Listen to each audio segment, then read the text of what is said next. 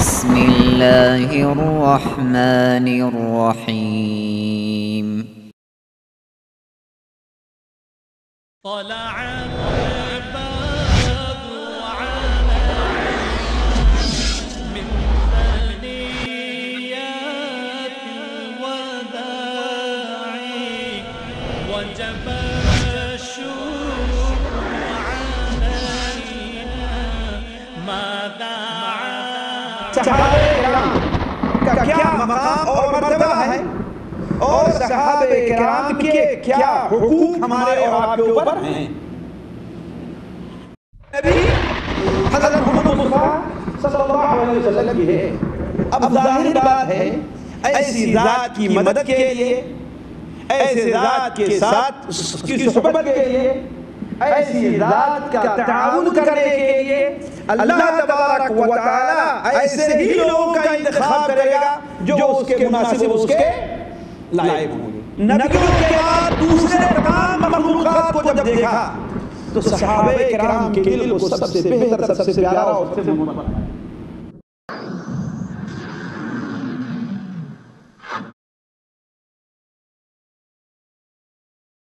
لقد رضي الله عن المؤمنين إذ يبايعونك تحت الشجرة فعلم ما في قلوبهم فأنزل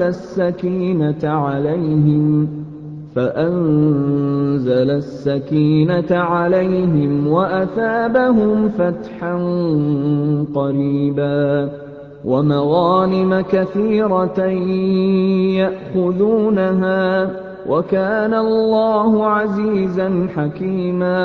اے پیغمبر، جب مومن تم سے اس درخت کے نیچے بیعت کر رہے تھے تو اللہ ان سے خوش ہوا اور جو صدق و خلوص ان کے دلوں میں تھا وہ اس نے معلوم کر لیا تو ان پر تسکین نازل فرمائی اور انہیں جلد فتح عنایت کی اور بہت سی غنیمتیں وہ آئندہ بھی حاصل کریں گے اور اللہ غالب ہے، حکمت والا ہے.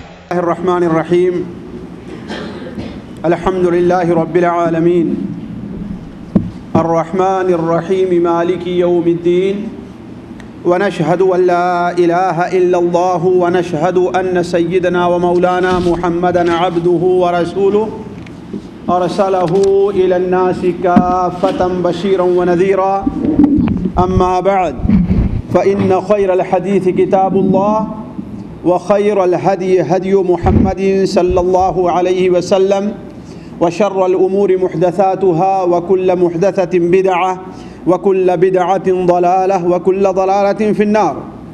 أعوذ بالله السميع العليم من الشيطان الرجيم. بسم الله الرحمن الرحيم.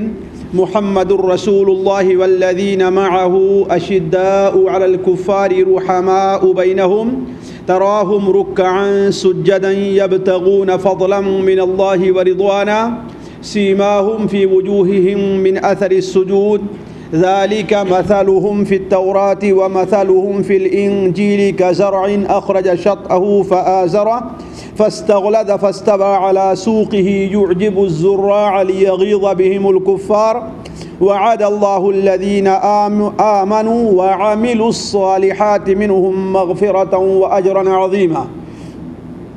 سبحانك لا علم لنا إلا ما علمتنا إنك أنت العليم الحكيم. رب اشرح لي صدري ويسر لي أمري واحلل عقدة من لساني يفقهوا قولي واحلل عقدة من لساني يفقهوا قولي. عزیز ساتھیوں، دینی بھائیوں،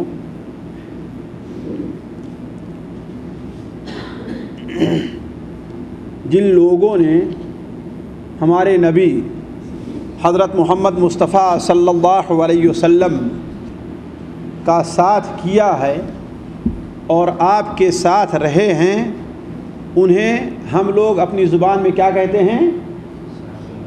صحابی اور صحابہ کرام کہتے ہیں. اس لیے کہ صحابی بنا ہے صحبت سے. صحبت کے معنی کیا؟ ساتھ رہنا، ملازمت اختیار کرنا. اسی لیے صاحب کہتے ہیں ساتھی کو، صاحب کہتے ہیں ساتھی کو. صاحب فلان، فلاں کا ساتھی، صاحب الدار یعنی گھر والا، گھر کا مالک، گھر کا مالک. تو اسی سے بنا ہے صحابی. صحابی اس شخص کو کہا جاتا ہے جس نے ایمان کی حالت میں نبی کریم صلی اللہ علیہ وسلم سے ملاقات کی ہے اور اسی حالت میں اس کا انتقال بھی ہوا ہے. اگر وہ نبی صلی اللہ علیہ وسلم کے زمانے میں زندہ تھا لیکن مسلمان نہیں ہوا، مسلمان کب ہوا ہے؟ آپ کے انتقال کے بعد، یا آپ کے زمانے میں وہ مسلمان ہو چکا تھا لیکن آپ صلی اللہ علیہ وسلم سے ملاقات نہیں ہوئی. جب مدینہ منورہ وہ آئے ہیں تو اس وقت آپ صلی اللہ علیہ وسلم اس دنیا سے رخصت ہو چکے تھے. بہت سے ایسے صحابی ہیں، بلکہ بعض صحابہ کرام کا قصہ بڑا عجیب، دنیاوی کے لحاظ سے بڑا ہی افسوسناک اور دردناک ہے. سوید ابن غفلہ ہیں، سوید ابن غفلہ رحمہ اللہ. ان کے بارے میں آتا ہے کہ یہ جب مسلمان ہو کر کے مدینہ منورہ پہنچے،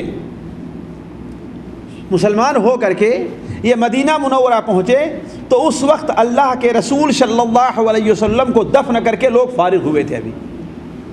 ابھی آپ کو دفن کر کے فارغ ہوئے تھے. ظاہر بات پھر وہ صحابی نہیں ہوئے. تو صحابی کس کو کہتے ہیں؟ وہ شخص جو حالت ایمان میں، مسلمان ہونے کی حالت میں اللہ کے رسول صلی اللہ علیہ وسلم سے اس کی ملاقات ہوئی ہے. خواہ وہ ملاقات مہینوں اور سالوں رہی ہو، خواہ وہ ملاقات ایک ہی بار ہی کیوں نہ ہوئی ہو. حتیٰ کہ جس نے آپ صلی اللہ علیہ وسلم کو دیکھ لیا ہے وہ بھی صحابی.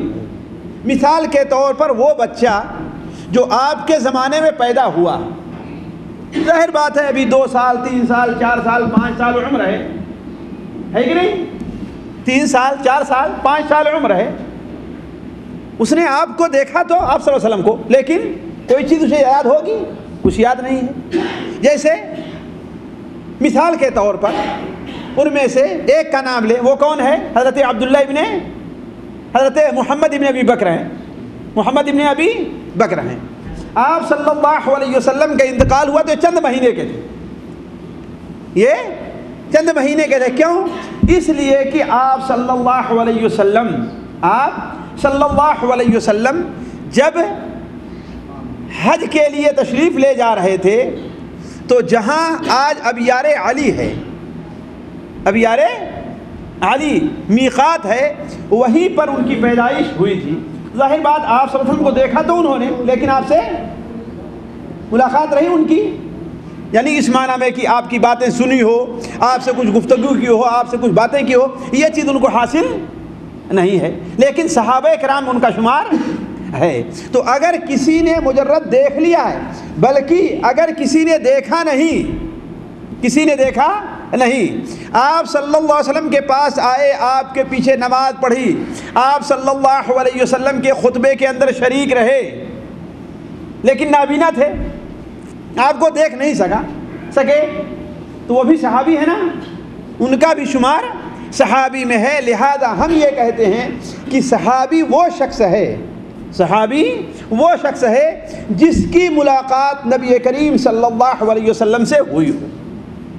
تو آج کی ہماری اور آپ کی جو گفتگو ہے وہ صحابہ کرام سے متعلق ہے کہ صحابہ کرام کا کیا مقام اور مرتبہ ہے اور صحابہ کرام کے کیا حقوق ہمارے اور آپ کے اوپر ہیں.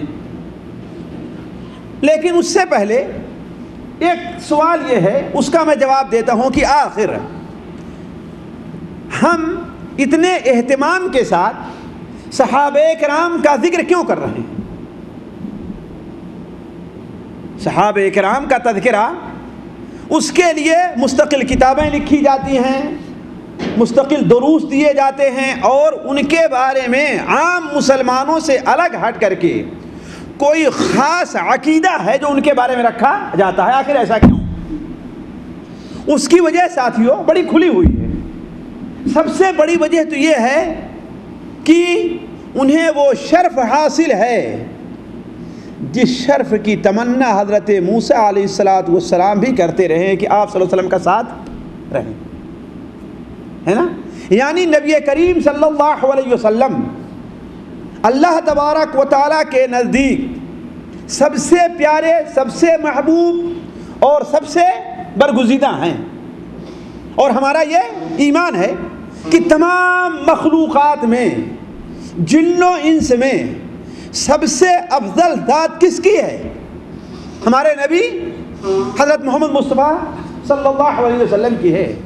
اب ظاہر بات ہے ایسی ذات کی مدد کے لیے، ایسے ذات کے ساتھ اس کی صحبت کے لیے، ایسی ذات کا تعاون کرنے کے لیے اللہ تبارک و تعالی ایسے ہی لوگوں کا انتخاب کرے گا جو اس کے مناسب اور اس کے لائق ہوں گے۔ اگر ہم اور آپ اس لائق ہوتے، اس کے مناسب ہوتے، تو اللہ تبارک و تعالی ہمارا بھی انتخاب کرتا۔ بلکہ ایک یہاں پر ایک قصہ آپ کے سامنے بیان کر دوں۔ امام بخاری رحمہ اللہ اسے اپنی کتاب الادب المفرد میں نقل کرتے ہیں، اپنی کتاب الادب المفرد میں نقل کرتے ہیں کہ مقداد یا مقدام، یہ ایک صحابی، ابن معدی کرب ایک صحابی ہے، وہ ایک مجلس میں بیٹھے ہوئے تھے تو کسی شخص نے کہا کتنی پیاری ہیں یہ آنکھیں، کتنی مبارک ہیں یہ آنکھیں جنہوں نے نبی صلی اللہ علیہ وسلم کا دیدار کیا ہے، کتنے پیارے ہیں یہ ہاتھ جنہوں نے نبی کریم صلی اللہ علیہ وسلم سے مصافحہ کیا ہے، کاش کہ ہمیں بھی یہ فضل اور یہ شرف حاصل ہو جاتا۔ حضرت مقداد رضی اللہ عنہ نے کہا کہ جس چیز سے اللہ تعالیٰ نے تم کو دور رکھا ہے اس کی تمنا تم لوگ کیوں کر رہے ہو؟ آپ کو بھی تعجب ہوگا اس کے اوپر، کہہ رہے یہ تو بڑی اچھی بات ہے نا، نبی کریم صلی اللہ علیہ وسلم کا ساتھ، آپ سے ملاقات، آپ سے مصافحہ، آپ کا دیدار، یہ تو بڑی اچھی چیز ہے نا۔ لیکن آخر وہ صحابی رسول نے، ان صحابی رسول نے سائل کے اس سوال کو، تمنا کرنے والے کے اس تمنا کو انہوں نے آخر اس کا رد کیوں کیا؟ وجہ کیا تھی؟ انہوں نے کہا کہ اللہ تبارک و تعالی نے جس خطرناک جگہ سے، جس خطرناک موقف سے لوگوں کو دور رکھا ہے، اس جگہ حاضر ہونے کی تمنا کیوں کرتا ہے؟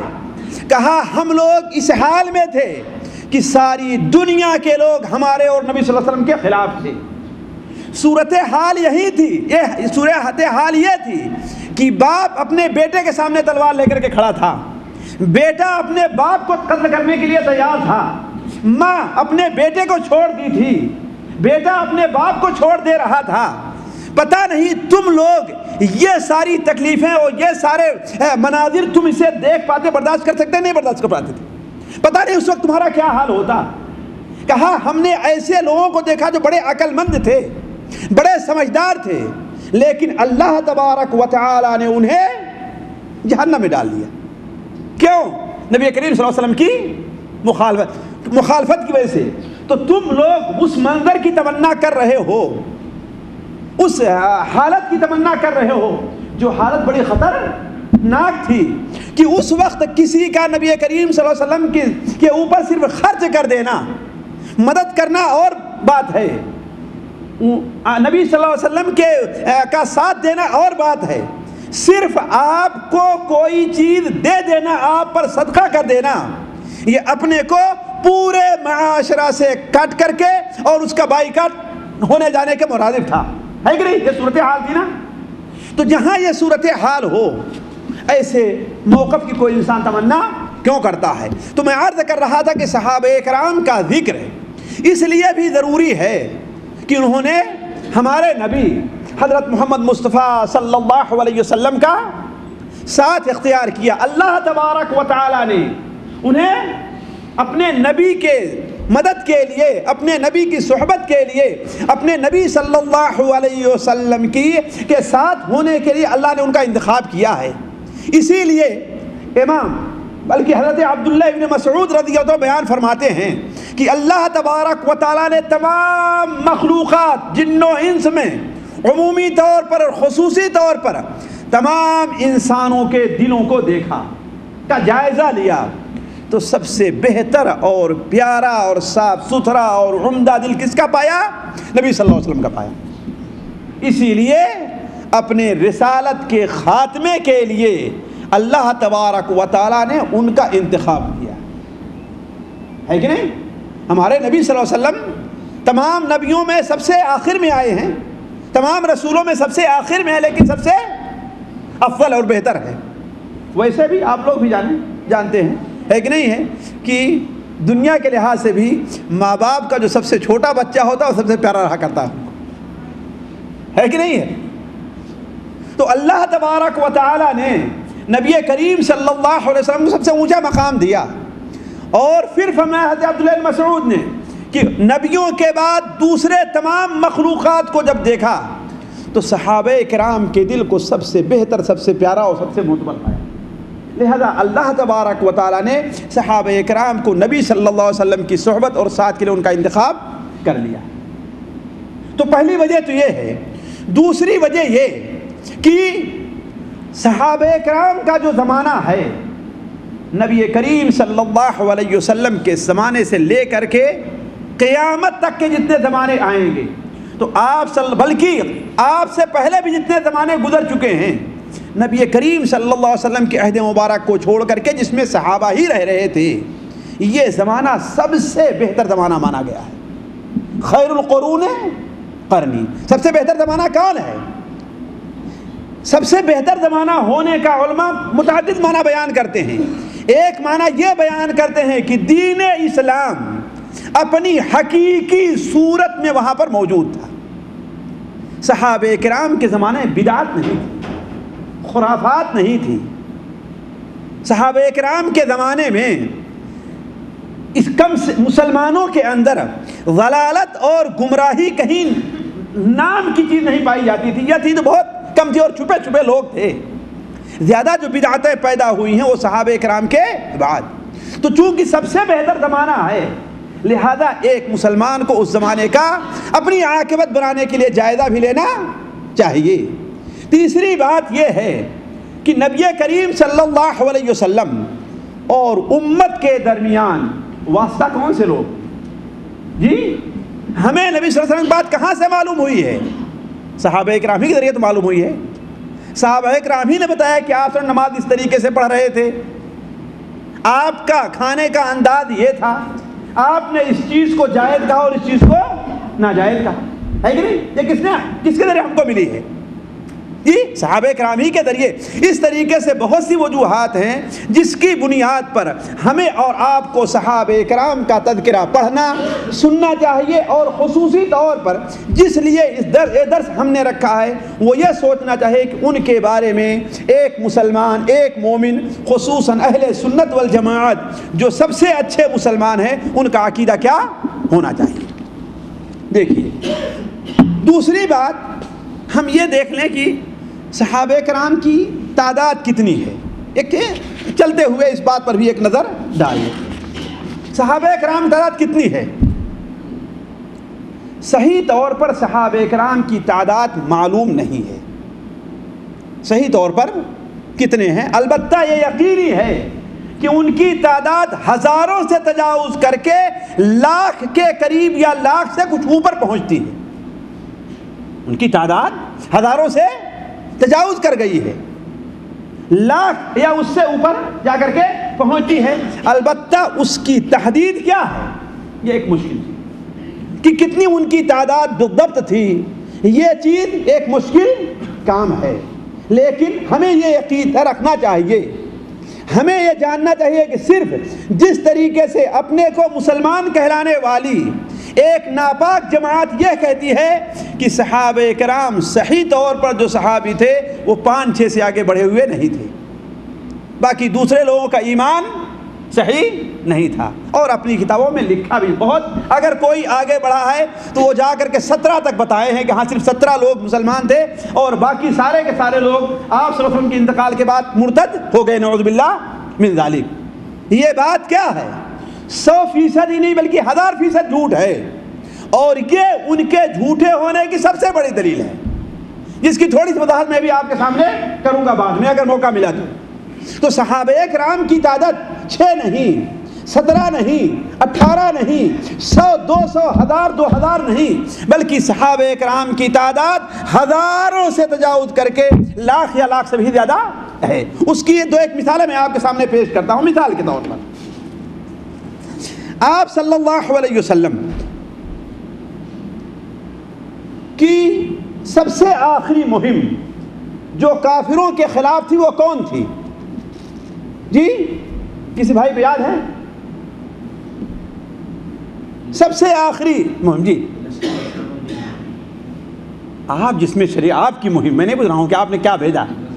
غزوہ تبوک، غزوہ تبوک، غزوہ تبوک کے لیے آپ صلی اللہ علیہ وسلم نکلے، جس کا ذکر قرآن مجید میں سورہ براءت یا سورہ توبہ میں بڑی تفصیل کے ساتھ ہے، اور اسے قرآن مجید میں ساعۃ العسرہ کہا گیا ہے، یعنی مشکل کی گھڑی، سخت گھڑی، پریشان کن گھڑی۔ کیوں؟ اس کی متعدد وجوہات ہیں۔ ایک وجہ تو یہ ہے کہ وہ سخت گرمی کے موسم میں یہ مہم پیش آئی، دوسرے یہ ہے کہ پھل پک رہے تھے، کھجور جو اصل کھیتی تھی اہل مدینہ کی وہ پک رہی تھی، ظاہر بات اس کا اہتمام کرنا گویا سال بھر کے لیے اپنے لیے غلہ اور کھانے کی چیز اکٹھا کرنا ہے۔ تیسری چیز یہ ہے کہ سفر بہت دور کا تھا، ابھی تک اتنی دور آپ صلی اللہ علیہ وسلم کبھی فوج دے کر کے نہیں گئے تھے۔ چوتھی بات یہ ہے کہ اس وقت کی جو سپر پاور مانی جاتی تھی، حالانکہ سپر پاور کس کے پاس ہے؟ اللہ تعالیٰ کے پاس ہے، لیکن دنیا کے معیار سے جو سپر پاور مانی جاتی تھی وہ قیصر، رومیوں کے خلاف یہ مہم تھی، اسی لیے اسے ساعۃ العسرہ کہا گیا ہے۔ تو آپ صلی اللہ علیہ وسلم اس جنگ میں جب جا رہے تھے تو حضرت بخاری شریف میں حضرت کعب بن مالک کا بیان ہے کہ آپ کے ساتھ اتنے صحابہ تھے جنہیں کوئی شمار نہیں کر سکتا۔ بعد مؤرخین نے ان کی تعداد 30,000 بتلائی۔ کتنا؟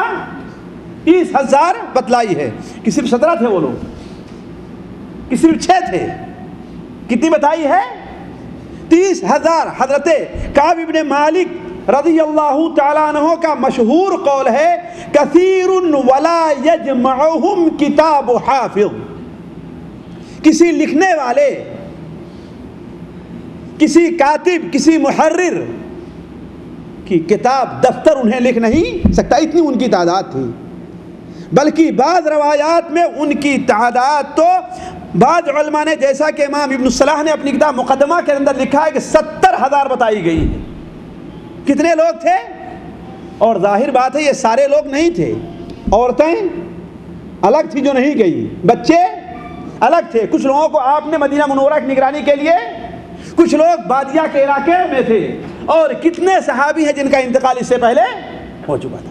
تو کہنے کا مطلب کہ مسلمانوں کی صحابہ کرام کی تعداد بہت زیادہ ہے۔ صحیح مسلم شریف میں حضرت جابر بن عبداللہ کی جو روایت ہے، حجۃ الوداع کا قصہ جو بیان کیا گیا ہے، حضرت جابر بن عبداللہ بیان کرتے ہیں کہ میں آپ صلی اللہ علیہ وسلم کے ساتھ تھا جب آپ ذوالحلیفہ سے آگے بڑھے ہیں، تو جہاں تک میری نظر جاتی تھی، آگے کی طرف، پیچھے کی طرف، دائیں اور بائیں، صرف انسان ہی انسان دکھائی دیتے تھے اور کوئی دکھائی نہیں دیتا تھا۔ ذرا تجھے کتنی تعداد رہی ہوگی؟ 1000، 2000، 4000، 5000؟ نہیں، بلکہ یہ تعداد ہزاروں سے بڑھ کر کے بعض علماء کہتے ہیں کہ آپ صلی اللہ علیہ وسلم ساتھ 1,00,000 کے قریب صحابہ کرام نے حج کیا تھا۔ کتنا؟ 1,00,000 کے قریب۔ تو عرض کرنے کا مطلب صحابہ کرام کی تعداد بہت زیادہ ہے۔ ان میں وہ لوگ بھی ہیں کہ جس دن سے آپ صلی اللہ علیہ وسلم کی بعثت ہوئی ہے، آپ کی وفات تک انہوں نے آپ کا ساتھ دیا ہے، جیسے حضرت ابوبکر صدیق رضی اللہ تعالیٰ عنہ ہے کہ نہیں ہے؟ اور وہ لوگ بھی ہیں جنہوں نے صرف چند لمحے کے لیے آپ کو دیکھا ہے۔ جیسے مثال کے طور پر ظاہر بات 1,00,000 جو آپ ساتھ حج کر رہے تھے، سارے لوگ آپ کو دیکھ نہیں رہے تھے، بلکہ آپ صلی اللہ علیہ وسلم واپس آ رہے تھے، ابھی واپس آ رہے تھے تو راستے میں ایک قافلہ ملا. آپ نے پوچھا تم کون لوگ ہو؟ کہا ہم فلاں قبیلے کے. انہوں نے کہا کہ آپ کون ہیں؟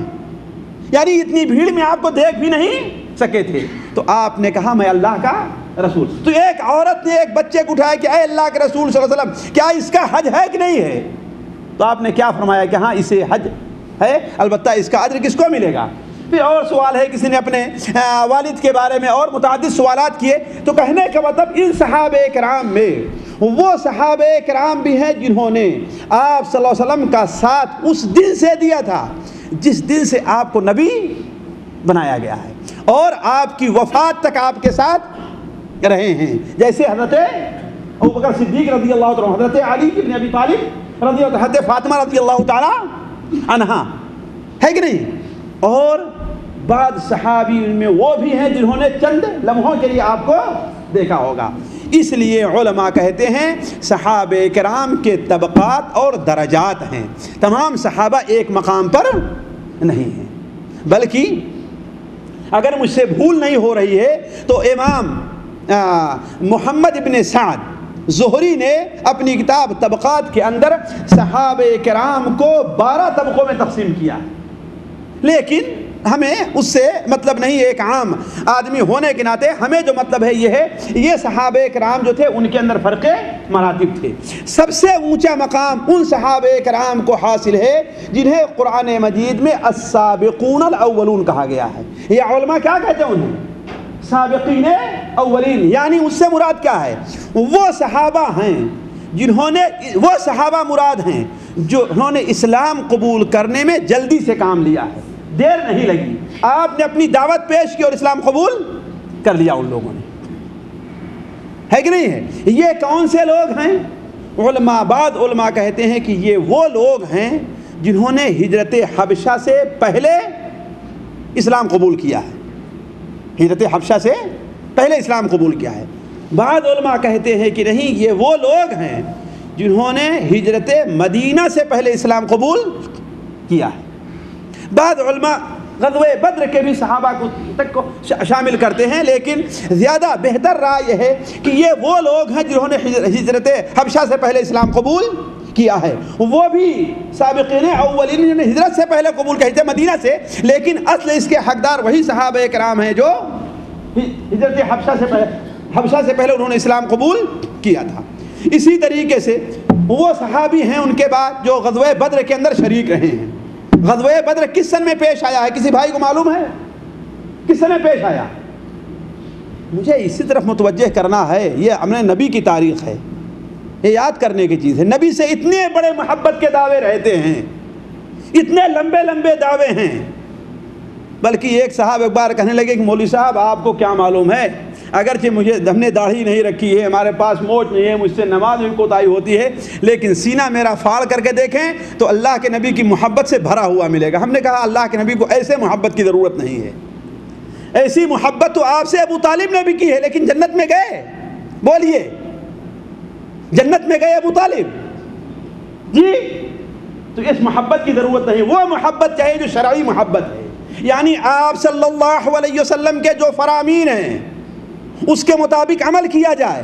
جس چیز سے آپ نے منع کیا ہے اس سے رک جایا جائے. جو چیز آپ کو پسند ہے وہ ہمیں بھی پسند ہو، اور جس چیز سے آپ کو نفرت ہے اس سے ہمیں بھی نفرت ہو. یہ محبت ہمارے نبی صلی اللہ علیہ وسلم کو پسند تھی، اور اسی محبت کا ہم سے اور آپ سے مطالبہ ہے. تو میرے عرض کرنے مطلب سیرت نبی کو دیکھنا چاہیے.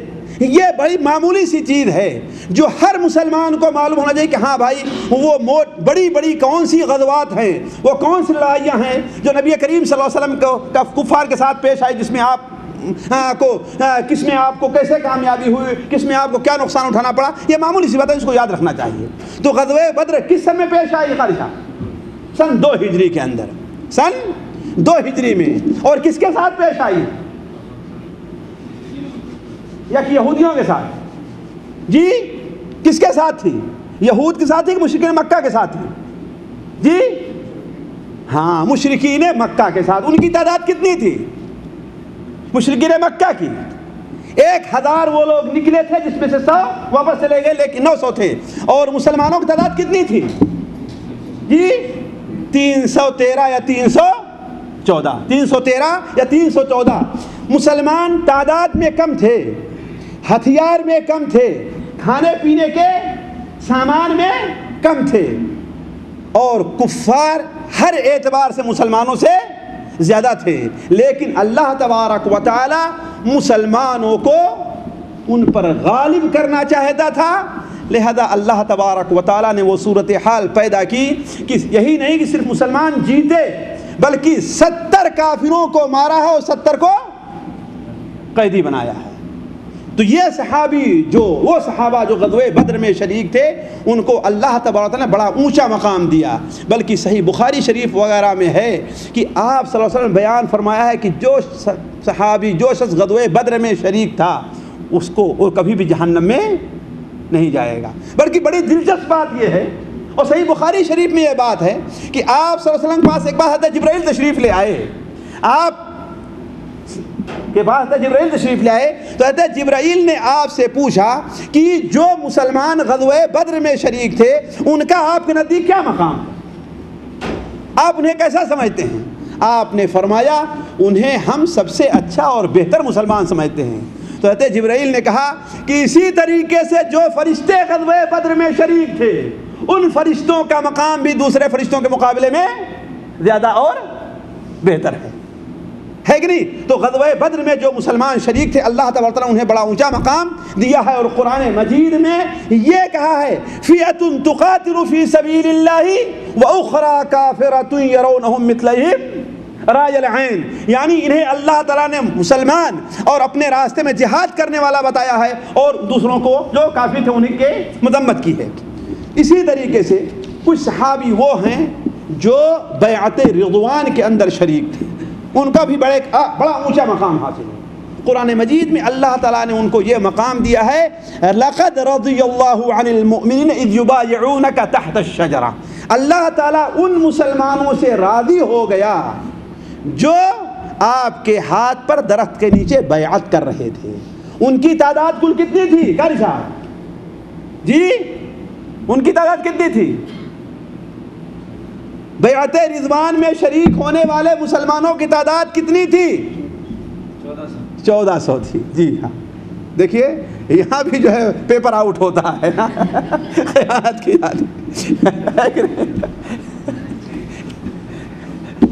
مسلمانوں کی تعداد کتنی تھی؟ 1400 تھی. آپ صلی اللہ علیہ وسلم نے بڑی وضاحت کے ساتھ بیان فرمایا، جابر بن عبداللہ رضی اللہ عنہ کی روایت صحیح بخاری اور مسلم میں ہے کہ آپ نے فرمایا انتم خیر اہل الارض وکننا 1400. وعلیکم السلام. تم روئے زمین پر جو لوگ ہیں اس وقت ان میں سب سے بہتر ہو. اور وہ بیان کرتا ہم لوگ کتنے تھے؟ 1400 تھے. اسی لیے صحیح بخاری شریف میں ہے کہ حضرت حاتب بن بلتعہ کا غلام اللہ کے رسول کی خدمت میں آیا ان کی شکایت کرنے کے لیے، اور کہتا ہے کہ اللہ کی قسم حاتب تو کبھی بھی جنت میں نہیں جائیں گے. آپ نے کیا فرمایا؟ تو جھوٹ بول رہا ہے. وہ غزوہ بدر میں شریک تھے، اور جو شخص غزوہ بدر میں شریک رہا ہے اور بیعت رضوان یعنی صلح حدیبیہ کے موقع پر اس میں حاضر رہا ہے، وہ شخص جہنم میں کبھی بھی نہیں جائے گا. یہ کہنے کا مطلب ہے کہ ان لوگوں کے بارے میں ہمارا اور آپ کا عقیدہ بھی یہی رہنا چاہیے. اسی طریقے سے جو لوگ فتح مکہ کے موقع پر فتح مکہ سے پہلے مسلمان ہوئے انہیں جو مقام حاصل ہے فتح مکہ کے بعد مسلمان ہونے والوں کو حاصل نہیں. جیسے قرآن مجید میں اللہ تعالیٰ خود ارشاد فرماتا ہے لا يستوي منكم من انفق من قبل الفتح وقاتل اولئك اعظم درجة من الذين انفقوا من بعد وقاتلوا. تم میں سے جو لوگ فتح سے پہلے، جمہور مفسرین کا خیال سے فتح مکہ مراد ہے، بعض مفسرین سے صلح حدیبیہ لیتے ہیں. تو تم میں سے جو لوگ فتح مکہ سے پہلے مسلمان ہوئے، اللہ تعالیٰ کے راستے میں خرچ کیا اور اللہ تعالیٰ کے راستے میں جہاد کیا، بعد میں جو لوگ مسلمان ہوئے اور جہاد کیا وہ ان کے برابر نہیں ہو سکتے. اور اس کے بعد جو فتح مکہ کے بعد لوگ مسلمان ہوئے ہیں ہے کہ نہیں ہے، وہ تو بہت زیادہ ہیں. دیکھیے میں آپ کے سامنے صحابہ کرام کی عمومی فضائل سے متعلق دو باتیں رکھ کر کے میں آگے بڑھتا ہوں کہ اس لیے جو مجھے کہنا ہے کہ اصل مجھے صحابہ کے بارے میں کیا عقیدہ رکھنا چاہیے۔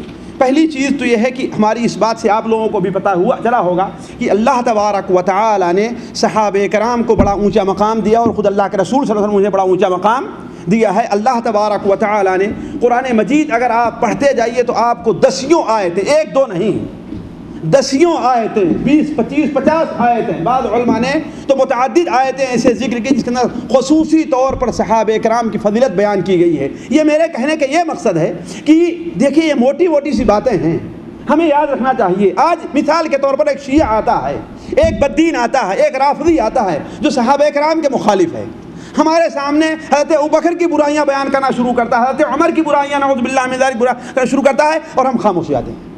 کیوں؟ اس لیے کہ اس نے اپنے اہل علم سے بعد ان کی غلطیوں کو سن کر کے اس نے ضبط رکھا اور یاد رکھا ہے۔ ہمیں چاہیے کہ ہم ان کے فضائل سے متعلق، ان کے فضائل سے متعلق، ان کی خوبیوں سے متعلق بعض ایسی حدیثیں ہمیں یاد رہیں تاکہ ہم ان کی باتوں کا جواب آسانی سے دے سکیں، اور ہم یہ کہیں کہ بھلا بتاؤ اللہ تبارک و تعالیٰ تو یہ فرماتا ہے کہ محمد الرسول اللہ والذین معه اشداء علی الکفار رحماء بینہم، محمد صلی اللہ علیہ وسلم اور جو لوگ ان کے ساتھ ہیں، جو لوگ ان کے ساتھ ہیں، کافروں پر بڑے سخت ہیں اور آپس میں بڑے رحم دل ہیں۔ تراہم رکعا سجدا، تم انہیں کیا دیکھو گے؟ رکعا، رکوع کرنے والے، سجدہ کرنے والے، یعنی اللہ تعالیٰ کی عبادت کرنے والے ہیں۔ یبتغون فضلا من اللہ ورضوانا، اللہ تعالیٰ کے فضل و رضا مندی تلاش کرتے ہیں۔ اللہ تبارک و تعالیٰ تو ان سے متعلق یہ کہہ رہا ہے اور تم کہہ رہے ہو کہ ابوبکر ایسے ایسے تھے، یہ کیسے ہو سکتا ہے؟ اللہ تعالیٰ تو یہ کہہ رہا ہے کہ محمد صلی اللہ علیہ وسلم کے ساتھ جو لوگ ہیں، اور دنیا بتاتی ہے کہ جتنے ساتھ اللہ کے رسول صلی اللہ علیہ وسلم کا حضرت ابوبکر نے اختیار کیا کہ دوسرے نے اختیار نہیں کیا، حتیٰ کہ حضرت ابوبکر رضی اللہ تعالیٰ عنہ کو اللہ کے رسول صلی اللہ علیہ وسلم نے تمام دوسرے صحابہ کرام سے الگ ہو کر کے ہجرت کے موقع پر اپنے ساتھ کس کا انتخاب کیا تھا؟ جن کا ذکر رہتا ہے قرآن مجید میں ثانی اثنین اذ ہما فی الغار کہہ کر کے ان کی فضیلت کو بیان کرتا ہے۔ تو عرض کرنے کا مقصد یہ ہے کہ یہ چیزیں ہمارے سامنے رہنا چاہیے، اور بعض آیتیں جن کے اندر بڑی وضاحت کے ساتھ، مثال کے طور پر ایک آیت جو ہمارے خیال سے سورہ انفال کی تقریباً آخری آیت ہے، والذین آمنوا وہاجروا وجاہدوا فی سبیل اللہ والذین آووا ونصروا اولئک هم المؤمنون حقا، ہے نا؟ سورہ انفال کی آخری آیت ہے نا، یہ آخر سے پہلے والی آیت ہوگی۔ والذین آمنوا، وہ لوگ جو ایمان لے آئے، وہاجروا، اور ہجرت کیے۔ بھلا بتائیے حضرت ابوبکر نے ہجرت کی کہ ہجرت نہیں کی؟ آپ پر ایمان لائے کہ ایمان نہیں لے آئے؟ حضرت عمر رضی اللہ تعالیٰ عنہ، حضرت سعد ہیں، حضرت طلحہ ہیں، حضرت زبیر ہیں، حضرت سعید بن زید ہیں، سعد بن ابی وقاص ہیں، عبد الرحمن بن عوف ہیں، علی بن ابی طالب ہیں، عثمان بن عفان ہیں، کتنوں کا نام گنایا جائے، آخر یہ لوگ ایمان لائے اور ہجرت کیا کہ ہجرت نہیں کیے؟ تو والذین آمنوا وہاجروا، اور ہجرت کیا، وجاہدوا فی سبیل اللہ، اور اللہ تعالیٰ کے راستے میں جہاد کیا۔ دوسرا گروپ کن کا ہے؟ والذین آووا ونصروا، اور وہ لوگ جن لوگوں نے باہر سے آنے والے مسلمانوں کو اور نبی صلی اللہ علیہ وسلم کو پناہ دی اور ان کی مدد کی۔ یہ کون سے لوگ ہیں؟ جی انصار ہیں۔ اولئک هم المؤمنون حقا، حقیقی مسلمان یہی لوگ ہیں۔ تو اب اگر کوئی ان کے اسلام میں شبہ کرتا ہے تو وہ مسلمان ہے؟ اولئک هم المؤمنون حقا، حقیقی مسلمان یہی لوگ ہیں۔ تو عرض کرنے کا مقصد قرآن مجید میں ایک نہیں دو نہیں، اگر صرف آیات میں آپ جو ہم نے 9 آیات نوٹ کی ہیں، اگر صرف انہی کی ترجمہ اگر میں پڑھتا چلا جاؤں تو وقت ختم ہو جائے گا۔ اسی طریقے سے ہمارے نبی صلی اللہ علیہ وسلم نے بہت سی حدیثوں کے اندر صحابہ کرام کی بڑی فضیلت بیان فرمائی ہے۔ صرف ایک حدیث میں آپ کے سامنے رکھتا ہوں جو بخاری اور مسلم میں حضرت ابو سعید خدری رضی اللہ عنہ سے مروی ہے۔ وہ بیان فرماتے ہیں کہ ایک بار اللہ کے رسول صلی اللہ علیہ وسلم نے ہم تمام صحابہ کرام کے سامنے بیان فرمایا کہ یاتی علی الناس زمان، لوگوں پر ایک وقت آئے گا، لوگوں پر ایک وقت آئے گا کہ اللہ تعالیٰ کے راستے میں جہاد کے لیے نکلیں گے، اللہ تعالیٰ کے راستے میں جہاد اور قتال کے لیے نکلیں گے۔ کافروں کے سامنے دونوں لشکر کافروں کے اور مسلمانوں کی اکٹھا ہوگی، ان میں سے ایک شخص یہ آواز اٹھائے گا کہ کیا تمہارے درمیان کوئی ایسا شخص بھی موجود ہے جس نے نبی صلی اللہ علیہ وسلم کا ساتھ اختیار کیا ہو؟ یہ دیکھیں صحبت کا، صحابی ہونے کا فضل ہے۔ کیا لوگ کہیں گے کیا تم میں کوئی ایک شخص بھی موجود ہے جس نے نبی کا ساتھ اختیار کیا ہے، چاہے 40 سال، چاہے 20-25 سال کے لیے اختیار کیا ہے، یا کہ 20-25 منٹ کے لیے اختیار کیا ہے؟ کیا کوئی ہے جس نے نبی کا ساتھ اختیار کیا ہے؟ لوگ کہیں گے ہاں کچھ لوگ موجود ہیں، بلکہ کہا جائے کہ ہاں ایک شخص ہے۔ تو اللہ کے رسول فرماتے ہیں کہ اللہ تعالیٰ اس شخص کی برکت سے مسلمانوں کو کامیاب کرے گا۔ یہ صحیح بخاری صحیح مسلم کی حدیث۔ کہا پھر سوال ہوگا اور اس کے بعد کچھ لوگ جہاد کریں گے اللہ تعالیٰ کے راستے میں۔ جب کافروں کے سامنے دونوں فوجیں، کافر مسلمان کی فوجیں آمنے سامنے ہوں گی، تو لوگ کہیں گے کیا تمہارے درمیان میں کوئی ایسا شخص بھی موجود ہے جس نے اس شخص کو دیکھا ہو جس نے تمہارے نبی کو دیکھا ہے؟ یعنی کون؟ یعنی صرف صحابی نہیں بلکہ صحابی کا ساتھ اختیار کرنے والا اگر کوئی شخص موجود ہے تو آپ صلی اللہ علیہ وسلم بیان فرماتے ہیں کہ وہ لوگ کہیں گے چلو میدان میں اتر جاؤ، جہاد کرو، تمہیں کامیابی حاصل ہوگی۔ چنانچہ وہ لوگ جہاد کریں گے اور کامیاب ہوں گے۔ پھر اس کے بعد کچھ دنوں کے بعد مسلمانوں کی ایک فوج اور آگے نکلے گی، وہ جب کافروں کے سامنے ہوں گے تو وہ کہیں گے کیا تم میں کوئی ایسا شخص موجود ہے جس نے اس شخص کو دیکھا ہو جس نے نبی صلی اللہ علیہ وسلم کو دیکھے ہوئے کسی، نبی صلی اللہ علیہ وسلم صحابہ کو دیکھے ہوئے کسی شخص کو دیکھا ہے، نبی صلی اللہ علیہ وسلم کو دیکھے ہوئے کسی شخص کو دیکھا ہے۔ یعنی کیا ہوگا؟ تابعین ہوگا، تابعین نہیں۔ لوگ کہیں گے ہاں ایک شخص موجود ہے، تو اللہ تبارک و تعالیٰ اس کی برکت سے انہیں دشمنوں پر کامیاب کرے۔ ذرا دیکھیں صحابہ کرام کو کتنا اونچا مقام دیا۔ بلکہ حضرت ابو موسیٰ اشعری کی حدیث صحیح بخاری صحیح مسلم میں ہے کہ ہم لوگ ایک بار مغرب کی نماز پڑھے اور مغرب کی نماز پڑھ کر کہاں بیٹھ گئے؟ مسجد نبوی ہی کے اندر بیٹھ گئے۔ ہم لوگوں نے سوچا چلو گھر جانے سے کیا مسئلہ ہے، ہو سکتا ہے سردی کا موسم رہا ہو سکتا ہے سردی کا موسم رہا ہو کہ چلو گھر جائیں گے پھر دوبارہ آنا پڑے گا، بارش ہو رہی ہے، ٹھنڈی ہوا چل رہی ہے، چلو اسی مسجد میں ہم لوگ بیٹھے رہتے ہیں، اللہ تعالیٰ کا ذکر کرتے ہیں، جب عشاء کی نماز پڑھ لیں گے تو اپنے گھر واپس جائیں گے۔ کہا ہم لوگ بیٹھے ہوئے تھے کہ اللہ کے رسول صلی اللہ علیہ وسلم اپنے گھر سے باہر تشریف لے آئے اور کہا کہ تم لوگ یہاں کیا کر رہے ہو بیٹھ کر؟ کہا آئے نبی صلی اللہ علیہ وسلم ہم لوگوں نے مغرب کی نماز پڑھی تھی اور انتظار کر رہے ہیں کہ عشاء کی نماز پڑھ لیں تو ہم یہاں سے رخصت ہوں۔ آپ صلی اللہ علیہ وسلم نے بیان فرمایا، اپنی صحابی کہتے ہیں اپنی نظر کو آپ نے آسمان کی طرف اٹھایا اور آپ بہت زیادہ اپنی نظر کو آسمان اٹھایا کرتے تھے۔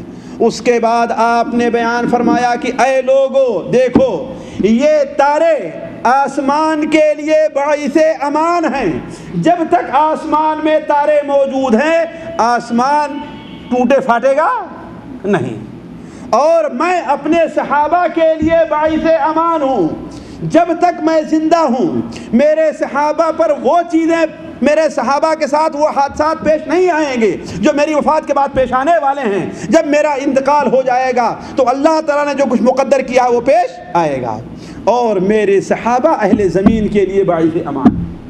کیا بیان فرمایا آپ نے؟ میرے صحابہ اہل زمین کے لیے باعث امان ہیں، جب تک میرے صحابہ زندہ ہیں اہل زمین کے اوپر وہ مصائب آنے والے نہیں ہیں جو ان کے انتقال کے بعد آئیں گے۔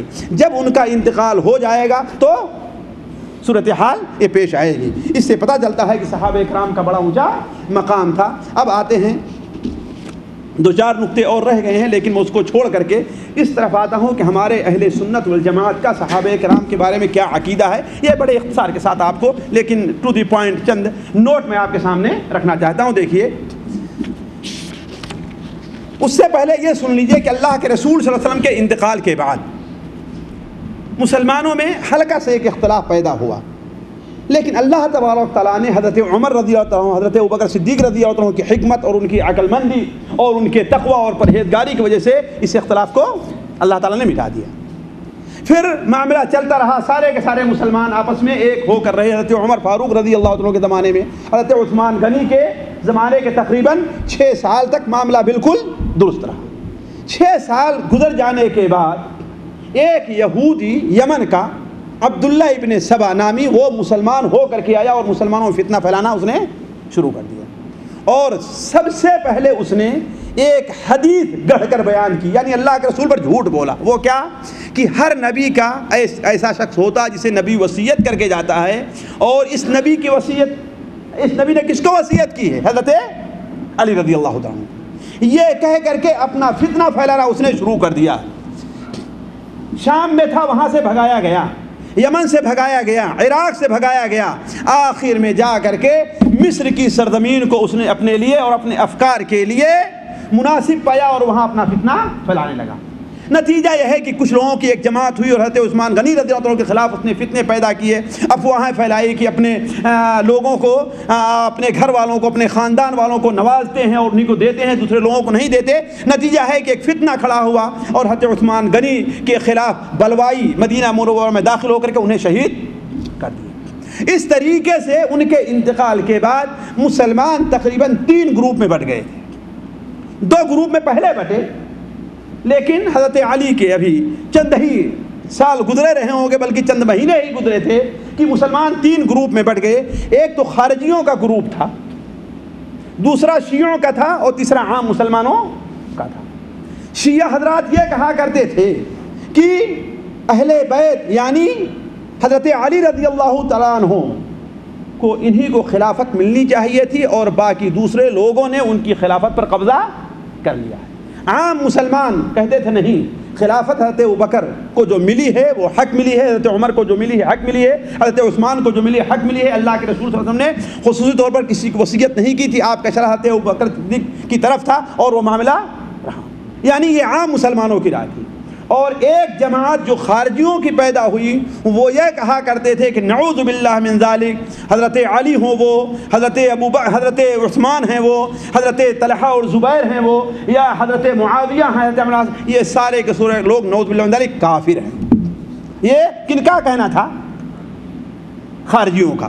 تو گویا آپ یہ سمجھ جائیں کہ 2 گروپ ایسے پیدا ہوئے جو صحابہ کرام کے مخالف ہوئے اور ان کو برا بھلا کہنے لگے۔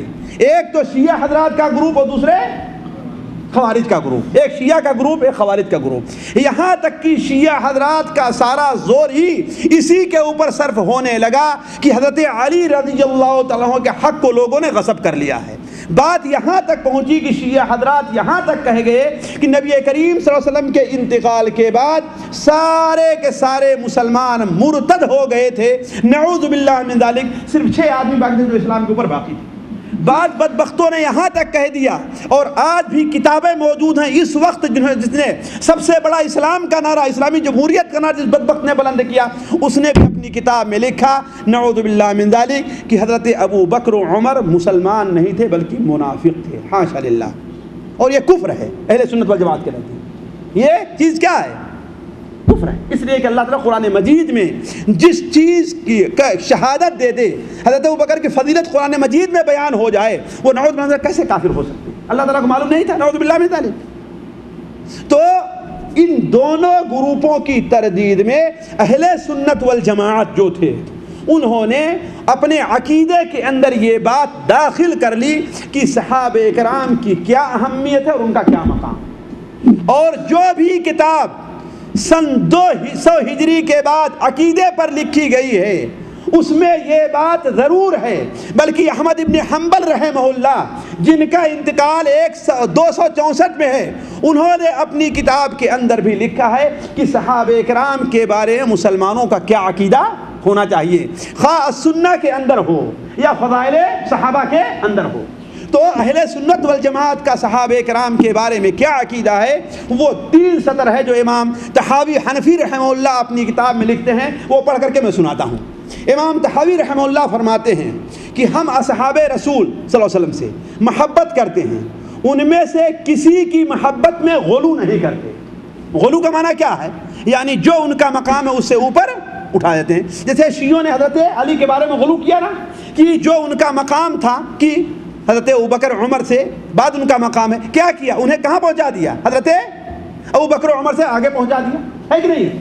تو ہم غلو نہیں کرتے اور نہ ہی ان میں سے کسی سے براءت کا اظہار کرتے ہیں، ہم کسی سے براءت کا اظہار نہیں کرتے، اور ہم اس شخص سے بغض رکھتے ہیں جو صحابہ کرام سے بغض رکھتا ہو، ان سے جو دشمنی رکھتا ہے ہم اس سے دشمنی رکھتے ہیں، اور ہم صحابہ کرام کا تذکرہ بڑے ہی انتہائی محبت بھرے انداز سے کرتے ہیں۔ صحابہ کی محبت دین، ایمان اور احسان کی علامت ہے، اور ان سے بغض کفر، نفاق اور دین سے بغاوت ہے۔ یہ عقیدہ تحاویہ کے اندر یہ بات موجود ہے۔ اس کی تھوڑی سی تفصیل یہ ہے کہ دیکھیے، پہلی بات یہ ہے کہ صحابہ کرام سے محبت کرنا ہمارے اور آپ کے اوپر واجب ہے، ان سے بغض رکھنا، ان سے نفرت کرنا، کسی بھی صحابی سے، یہ بات واضح ہونی چاہیے، چاہے چھوٹا ہو چاہے بڑا ہو۔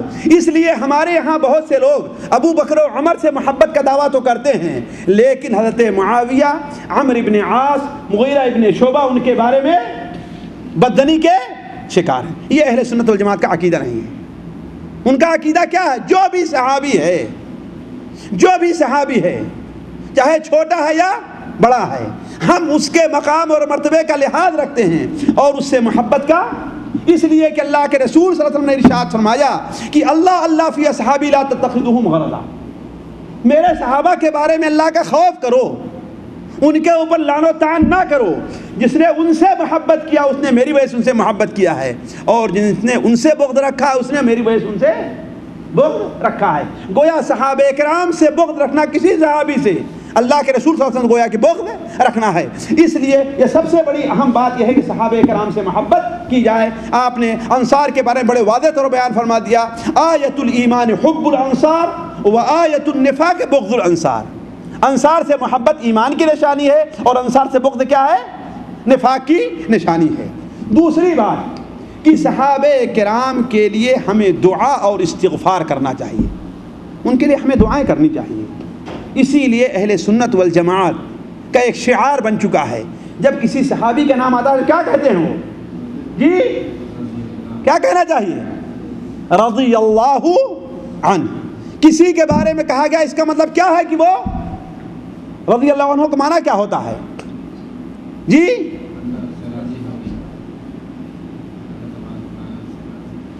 اللہ ان سے راضی ہو جائے، یہ ماضی کا صیغہ ہے لیکن دعائیہ جملہ ہے، اور حدیث کے اندر متعدد جگہ یہ آیا ہوا ہے، اکلا طعامکم الابرار، تمہارا کھانا نیک لوگوں نے کھایا؟ نہیں، یہ دعا ہے نیک لوگ کھائیں تمہارا کھانا۔ تو یہ دعا ہے رضی اللہ عنہم وارضا، اللہ تعالیٰ ان سے راضی ہو اور ان کو راضی کر لے، یہ ہے اس کا معنی ہے۔ تو اہل سنت والجماعت کا یہ شعار بن چکا ہے کہ جب بھی کسی صحابی کا نام آتا ہے وہ کیا کہتے ہیں؟ رضی اللہ عنہ، اللہ تعالیٰ ان سے راضی ہو۔ اور خود قرآن مجید میں اللہ تعالیٰ اس کا ہمیں حکم دے رہا ہے کہ والذین جاؤوا من بعدہم یقولون ربنا اغفر لنا ولاخواننا الذین سبقونا بالایمان، جو لوگ مہاجرین اور انصار کے بعد آئے ہیں وہ کیا کہتے ہیں؟ ربنا اغفر لنا، اے اللہ ہمیں معاف کر دے اور ہمارے وہ بھائی جو ہم سے پہلے مسلمان ہوئے انہیں بھی معاف کر دی۔ تو دوسرا ہمارا اہل سنت والجماعت کا عقیدہ یہ ہے کہ ان کے لیے کیا کہنا چاہیے؟ ان کے لیے دعا کرنی چاہیے۔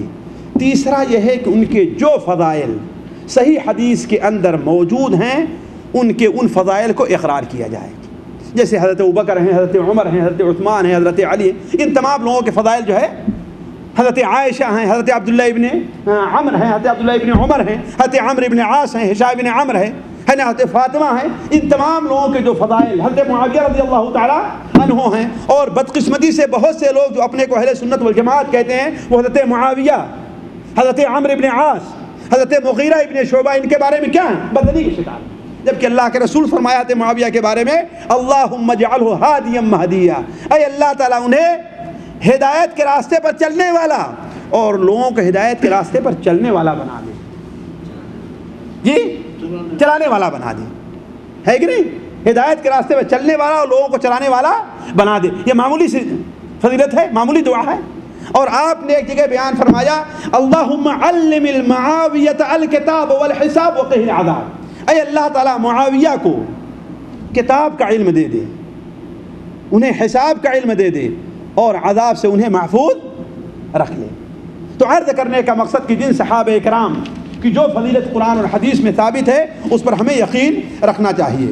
چوتھا عقیدہ یہ ہے کہ ہم صحابہ کرام کی عدالت کا عقیدہ رکھتے ہیں۔ عدالت کا معنی کیا ہوتا ہے؟ عدالت کا معنی ساتھیو یہ ہے کہ ہم صحابہ کرام کو اس سے بری سمجھتے ہیں کہ کوئی بھی بڑا گناہ ان سے جان بوجھ کر کے ہو جائے اور وہ اس کے اوپر مصر رہے، ایک بات۔ دوسری بات، وہ کوئی کام جس کو غلط سمجھ رہے ہوں، کوئی مشورہ ہے یا کوئی امانت ہے، غلط سمجھ رہے ہیں، وہ اس کو غلط سمجھ کر کے اس کے مطابق عمل نہیں کرتے۔ جیسے لوگ یہ کہتے ہیں نا کہ یزید کیا تھا؟ فاسق تھا، فاجر تھا، بددین تھا، اور حضرت معاویہ نے اسے خلیفہ اور امیر بنا دیا، نعوذ باللہ من ذالک۔ اگر حضرت معاویہ جانتے تھے کہ یزید شرابی ہے، کبابی ہے، نعوذ باللہ من ذالک، تو اسے لوگوں کا امیر کیسے بنایا؟ اسی لیے علماء کہتے ہیں کہ حضرت حسین حضرت اور یزید کے درمیان جو لڑائی پیش آئی اسے عوام کے سامنے بیان نہیں کرنا چاہیے۔ کیوں؟ اس لیے اس کو لوگ راستہ دریا بنا کر کے صحابہ کرام حضرت معاویہ اور دوسرے لوگوں کو گالیاں دینا شروع کریں گے۔ تو کہنے کا مطلب ہے کہ صحابی کے بارے میں ہمارا یہ ہے کہ ہر قسم کے گناہ سے پرہیز کرتے تھے اور تقوی کا ہر جگہ التزام کرتے تھے، ہے کہ نہیں ہے؟ پانچویں بات جو صحابہ کرام کے بارے میں ہمیں عقیدہ رکھنا چاہیے وہ یہ ہے کہ انہیں برا بھلا نہ کہا جائے۔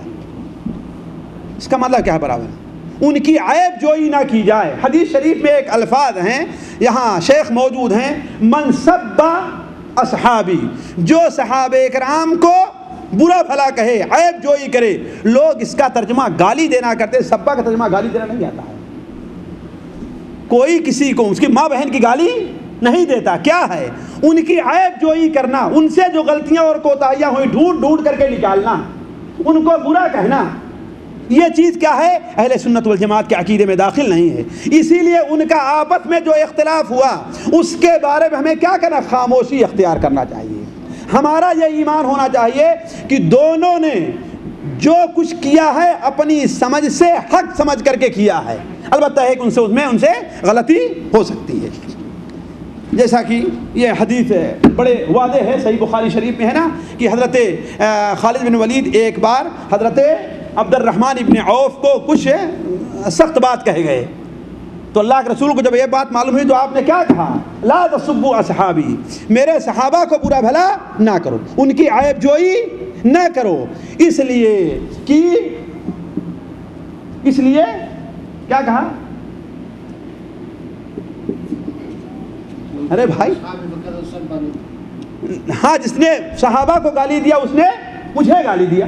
بلکہ دوسری تبرانی وغیرہ کی روایت میں ہے من سب صحابی فعلیہ لعنت اللہ، جو صحابہ کرام کو گالی دے اس پر اللہ تعالیٰ کی لعنت ہو۔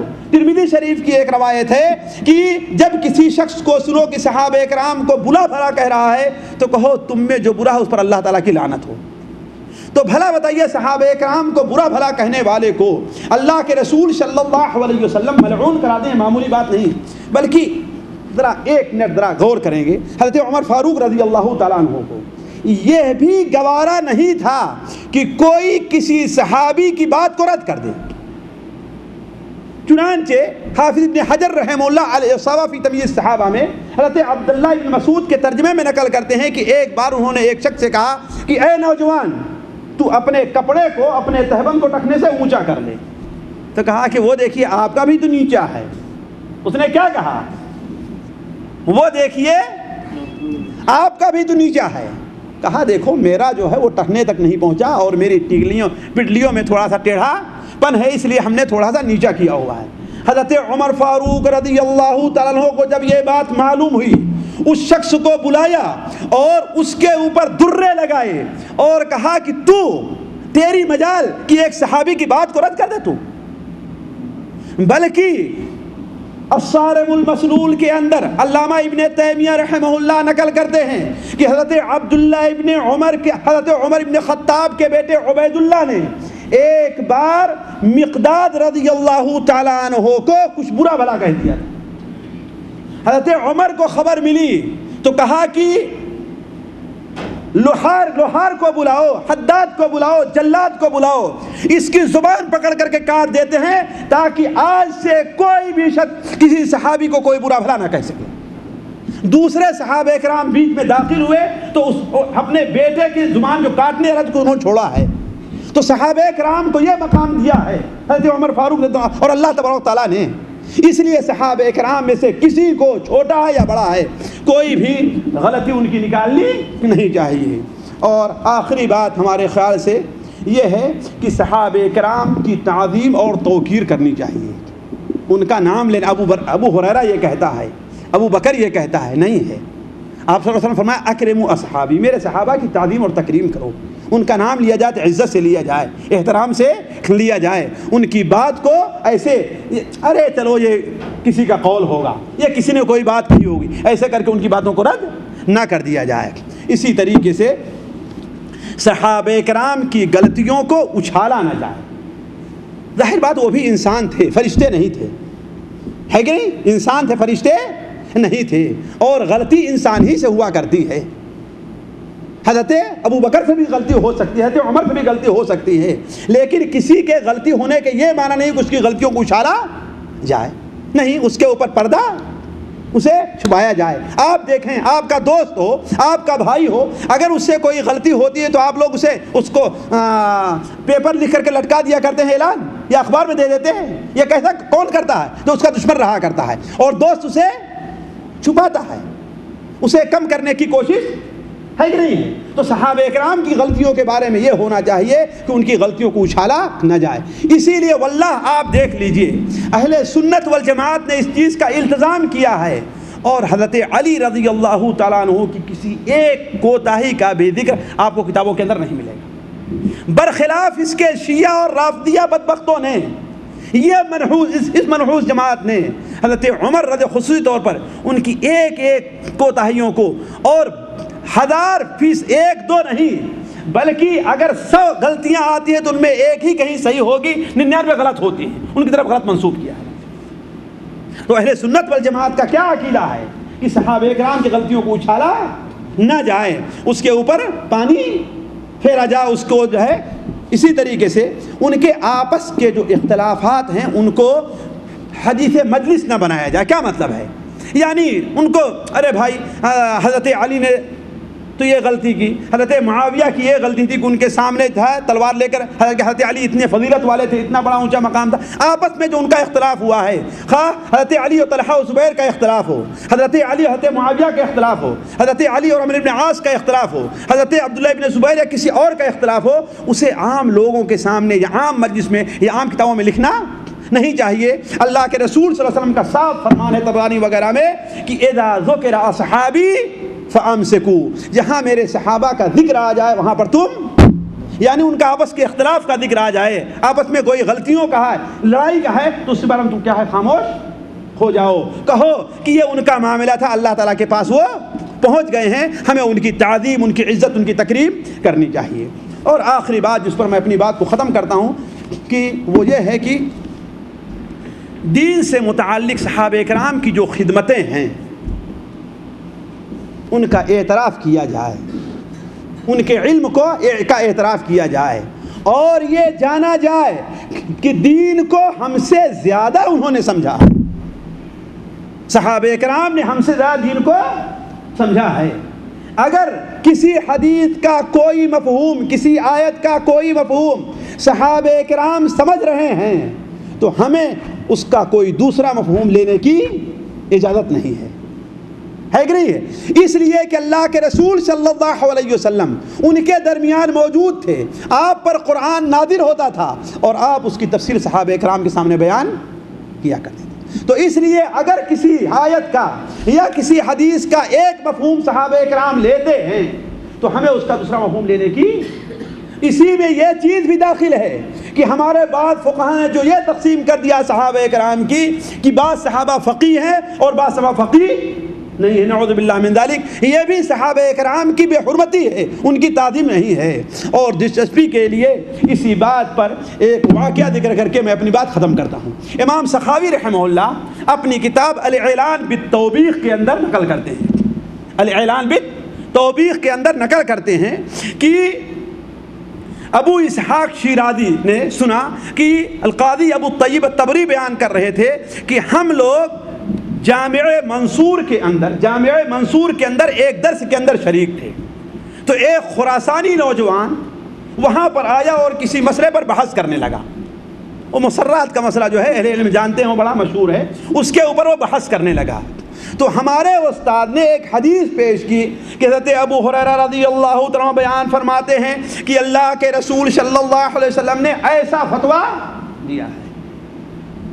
تو اس نے کیا کہا کہ حضرت ابو ہریرہ فقیہ راوی نہیں ہے، لہذا ان کی یہ بات قبول نہیں کی جائے گی. وہ بیان کرتے ہیں کہ اس کا یہ کہنا تھا کہ چھت پر سے ایک سانپ گرا ہے اور اس کا پیچھا کیا ہے، وہ بھاگتا جا رہا ہے، سانپ اس کا پیچھا کر رہا ہے، وہ بھاگتا جا رہا ہے، سانپ اس کا پیچھا کر رہا ہے. لوگوں نے کہا ارے بدبخت، اپنی اس بات سے توبہ کر، اپنی اس بات سے توبہ کر. چنانچہ اس نے کہا کہ میں اپنی اس بات سے توبہ کرتا ہوں، اتنے میں سانپ غائب ہو گیا.